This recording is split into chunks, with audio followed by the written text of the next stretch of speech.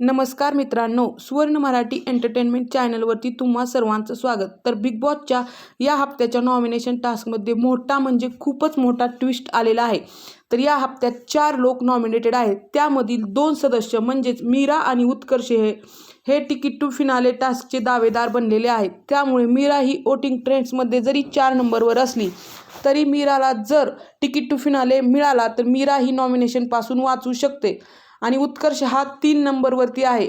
जर त्याला ticket to finale मिळाला तर उत्कर्ष हा नॉमिनेशन टास्कपासून वाचू शकतो। याचाच अर्थ सोनाली पाटील ही वोटिंगमध्ये जरी 2 नंबरवर असली तरी उत्कर्ष आणि मीरा या दोघांपैकी कोणाला जरी तिकीट टू फिनाले मिळाला तरी सोनाली पाटील ही घरातून बेघर होण्यासाठी डेंजर झोनमध्ये येऊ शकते। तर याचाच अर्थ असा की विशालने जर तिकीट टू फिनाले जिंकला तर या नॉमिनेशन टास्कमध्ये आहे ते इलिमिनेशन होतील। तर अशाच प्रकारे 1 नंबरवरती आहे विकास पाटील। विकास पाटील याला खूप सारे वोट मिळालेले आहेत, त्यामुळे तो या नॉमिनेशन टास्कमध्ये सेफ आहे। तर तुम्हाला काय वाटतं या ट्विस्टबद्दल?